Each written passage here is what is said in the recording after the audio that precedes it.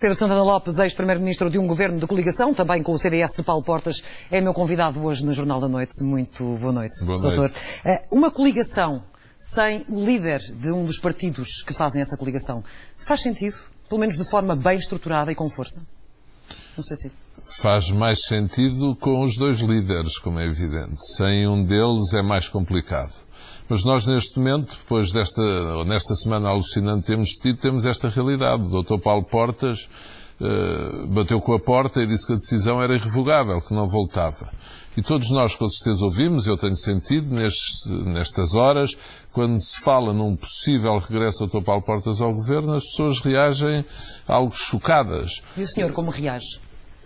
Depois de ele ter dito que era irrevogável, se tomasse a opção, mesmo a pedido do Presidente da República, como encararia essa decisão? Eu vou-lhe dizer, no curto prazo, quer dizer, eu acho que é muito mau para Paulo Portas. Acho que para ele e para a maneira como as pessoas olham a política em geral, é melhor, de facto, se ele cumprir a sua palavra, se a mantiver. Na perspectiva do interesse do país, se isso acontecer, ele tem de fazer o seguinte, tem de ficar claro que o CDS se compromete com o governo. É conhecido que há dois delfins, se quiser, de Paulo Portas, Pires de Lima e Nuno Melo. Quem o conhece, quem fala com ele há muitos anos, umas vezes mais, outras menos, como é natural, mas quem acompanha a política sabe que é assim. E, portanto, se Paulo Portas não estiver, o que é complicado, quer para o governo, quer para o próprio CDS, o CDS tem de estar envolvido no governo, para além dos ministros atuais, ou com um deles, com essas figuras de Pires de Lima, diz há muitos anos que pode entrar no governo. É uma situação complicada, que tem precedentes na política portuguesa. Ou seja, na sua opinião, também estará em aberto a posição de Paulo Portas dentro do próprio CDS para o Congresso este fim de semana? Eu posso dizer aqui, sei de certeza que não está encontrada a solução. Há uma fórmula, como foi dito. Agora, isto ainda pode demorar algum tempo. Nós, nas últimas horas, tivemos todos a perspectiva que podia resolver-se hoje à tarde, podia haver um acordo. Mas, afinal, não é bem assim. O Presidente da República parece que vai mesmo ouvir os partidos na segunda-feira, não abdica do seu poder de avaliação, que é compreensível. Ele tem tido uma grande paciência face a isto tudo. E mesmo entre os dois partidos há muito mais pedra por partir. Como assim? O senhor não está tranquilizado, então, com estas palavras de hoje do Primeiro-Ministro? Não estou tranquilizado com as palavras que ouvi, com aquilo que procurei saber antes de vir para esta entrevista, mesmo antes de entrar. E, portanto, estou convencido de que vamos precisar de mais algumas horas, o que é complicado. Amanhã não é fim de semana, é sexta-feira. Temos bolsas abertas, temos mercados abertos. Hoje houve esta evolução muito positiva, contrariando a evolução que houve ontem nas praças financeiras. A nossa bolsa também disparou ao fim do dia, mas com as palavras de Mário Draghi, que foram notáveis sobre Portugal, mas também com essas perspectivas de acordo. A falta dessa perspectiva neste momento é muito complicada. Embora eu compreenda que o Presidente da República não pode fazer mais. Se o Primeiro-Ministro tivesse levado o acordo hoje à tarde, já, dizendo qual era, digamos, o novo governo, talvez o Presidente até pudesse evitar receber os partidos com o peso que isso vai ter segunda-feira. Isto revela muito das dificuldades nos avanços e nas cedências de cada um, estas três reuniões entre Pedro Passos Coelho e Paulo Portas. Cláudio, há um ponto, todos nós temos criticado muito Paulo Portas, todos nós, quer dizer, muitos de nós, eu tenho também criticado, porque isto para o país é muito difícil de aceitar, mas há um ponto que também o Primeiro-Ministro deve procurar compreender. Quando o CDS diz há decisões que devem ser partilhadas. Um Primeiro-Ministro não tem que perguntar ao líder do segundo partido quem é que queres para Ministro das Finanças, mas pode falar com ele sobre o perfil, pôr-lhe até 3 hipóteses de nomes em cima da mesa e partilhar com ele essa partilha tem faltado muito nas relações entre os dois líderes da coligação. A gestão de Pedro Passos Coelho, como a avalia, nomeadamente nos últimos tempos? A gestão da sua equipa, que mereceu críticas também, como sabe, na carta de demissão do Ministro das Finanças. Pedro Passos Coelho tem procurado gerir um antagonismo que é muito complicado numa situação de crise enorme. Aquela que existe entre a linha, digamos assim, programática do CDS, menos impostos, mais crescimento, ou menos austeridade, mais crescimento, e a linha simbolizada por Vítor Gaspar, se quiser, de que a austeridade até afinal, até de facto conseguirmos secar no bom sentido, as gorduras do Estado e congelar controlar todo este desequilíbrio. E, portanto, este conflito, que atingiu o auge durante a 7ª avaliação da Troika, levou, de facto, a um agudizar que, na prática, se traduziu em ruptura. A saída de Vítor Gaspar é uma ruptura. E a carta dele, quando ele diz não me deram um mandato no tempo devido para eu concluir a 7ª avaliação. Por isso não faço a 8ª. E você também considera que ele foi irresponsável? Tem sido uma palavra muito usada, curiosamente, em relação a Vítor Gaspar nos últimos dias. Não, eu considero que não. Eu considero que Vítor Gaspar, de facto, não tinha mais condições no ambiente interno do governo para continuar. As pessoas e pode agora... dizer-se que a culpa é do Primeiro-Ministro? Não digo. As pessoas têm tendência a esquecer, mas Vítor Gaspar não tinha contra si nos últimos tempos, não só ministro do CDS, também havia divergências ministros do PSD. Sim. Os ministros das Finanças, o próprio Cavaco Silva mudou de ministro das Finanças várias vezes. Teve Miguel Cadilho, Jorge Braga de Macedo, Miguel Beleza, Eduardo Catroga. Portanto, e em tempos que não tinham nada a ver com este. Imagine neste, o Ministro das Finanças desgasta-se naturalmente quando tem que tomar medidas como estas. Portanto, durar 2 anos, eu diria que já é uma proeza quase. E, portanto, acho que o Primeiro-Ministro tem gerido como pode. Esta semana até teve também muita paciência, juntamente com o Presidente. Agora, o ponto, a falha principal é no relacionamento entre os dois. Mas está a dizer que são ambos corresponsáveis. Mas hoje, no seu artigo de opinião no Negócios, o senhor diz, e cito, Pedro Passos Coelho é o 4º líder do PSD a ter grandes problemas com Paulo Portas.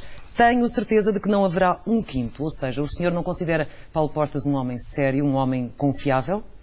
Não, a seriedade eu não a ponho em causa agora. Politicamente sério, obviamente. Sim, é muito difícil o relacionamento com ele. Eu lembro-me que era presidente do PSD e ele faltou à sessão de encerramento, eu era primeiro-ministro e ministro da Defesa, faltou à sessão de encerramento do Congresso porque houve uns dirigentes, entre eles Marcos Mendes, que criticaram a coligação. Com Paulo Portas, a tendência para existirem estas situações é sempre grande. Mas há questões de lealdade. Ele sempre reforçou a questão de ter sido leal, por exemplo, com Durão Barroso. Sim, e consigo. E devo-lhe dizer, Clara Sousa, comigo, que eu saiba, ele foi sempre leal. Depois há muita gente que diz muita coisa depois de sairmos. Agora, eu não posso ser, eu sou amigo dele há muitos anos, mas as amizades aqui estão à parte. Mas é uma questão então de personalidade, é isso?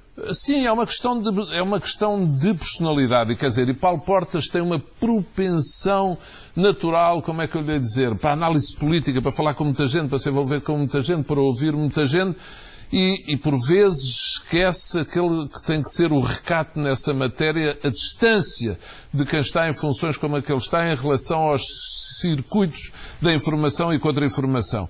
Porque em termos de lealdade, eu não lhe aponto... Ou seja, o oposto de Pedro Passos Coelho. É o oposto. Pedro Passos Coelho é um homem austero, seco, contido. O defeito de Pedro Passos Coelho, às vezes, se calhar, é falar de menos.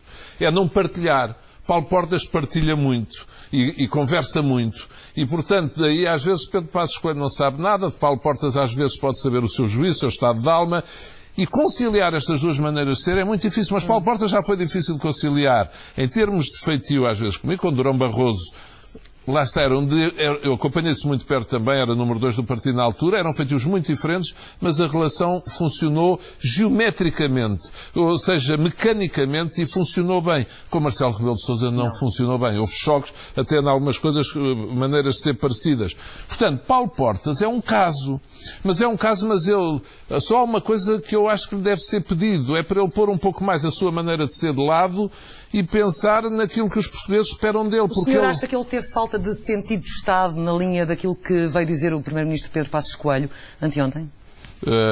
Porque ele vincou muito isso e colocou muita pressão para o CDS, nomeadamente para Paulo Portas. Claro, é assim. Eu acho que o que Paulo Portas fez não foi bonito. Se teve falta de sentido de Estado... Agora, eu sei, e as vezes que tenho falado com ele, eu conheço as queixas dele. E as queixas têm a ver, de facto, um pouco com essa partilha. E com a necessidade, imagine, se é escolhido o novo Ministro das Finanças, que é uma decisão-chave, ele entendia que se estava a arrancar para um novo ciclo e que se devia aproveitar esta oportunidade para arrancar para um novo ciclo do investimento, ele entendia que se devia estar mais por dentro. O Primeiro-Ministro não faz isso conhecendo por mal ou por agressividade em relação a Paulo Portas, é a maneira de ser dele. Ele entende o Primeiro-Ministro, escolhe o Ministro das Finanças. E há uma coisa que também não podemos esquecer. Viu a corrente opinião que já colocava Paulo Macedo como Ministro das Finanças antes do próprio Primeiro-Ministro decidir. E nenhum Primeiro-Ministro gosta que decidam por ele. O Primeiro-Ministro tem que... O senhor acha que foi uma boa escolha, Maria Luís Albuquerque, nas circunstâncias atuais? Eu não a conheço bem, conheço-a pouco, acompanho, mas todas as pessoas dizem que é uma pessoa séria e que é competente. Agora, se é uma boa escolha, só a sua atuação dirá. Hoje devo dizer que aquilo que disse Mário Draghi, por um lado, é tranquilizador. Pelo lado da perspectiva externa. Internamente, nós precisamos do Ministro das Finanças ou de uma Ministra das Finanças com alguma sensibilidade a esta necessidade de crescimento que fala o CDS. Note, eu acho que o CDS... E era isso que o CDS pensava que poderia fazer, Paulo Sim. Sim, e eu acho que o CDS tem razão nesse ponto, substancialmente. Acho que o tempo veio a dar ainda mais razão ao CDS. Acho que a questão dos procedimentos na vida também é muito importante. E a maneira de proceder e de conseguir os objetivos, acho que não foi a mais feliz. E, infelizmente, passa o relativo pleonasmo, isto ainda vai durar mais tempo do que se pensava. Doutor, estamos mesmo no final. O que lhe pergunto, perspectivando o futuro, se é possível fazê-lo, o senhor está há muitos anos na política. Sabemos que a situação neste momento mais longe, é verdade, mas tem essa experiência e é um leitor atento. Pelo aquilo que vê da fragilidade, o que é que acha que serviria melhor ao país? Uma continuidade de uma coligação aparentemente frágil, vamos ver, ainda não sabemos, acordos de incidência parlamentares ou, na eventualidade de o governo cair, um governo de iniciativa presidencial ou eleições antecipadas? Por muito que aquilo que vou dizer desagrade a alguns amigos meus do Partido Socialista, eu acho que neste momento tudo menos eleições legislativas. Temos que aprovar o novo orçamento, temos que concluir a nova avaliação da Troika. Eu acho que serve o país um governo que o faça e que o líder da oposição, que tem estado a seguir um caminho de afirmação crescente, robusteça essa capacidade de afirmação e se prepare para ser alternativa e, se o povo assim o entender, ganhar as eleições no ano que vem ou em 2015. A minha opinião, agora, eleições só é o último dos recursos. Muitíssimo obrigada pela sua presença Muito obrigado também. No Jornal da Noite, Pedro Santana.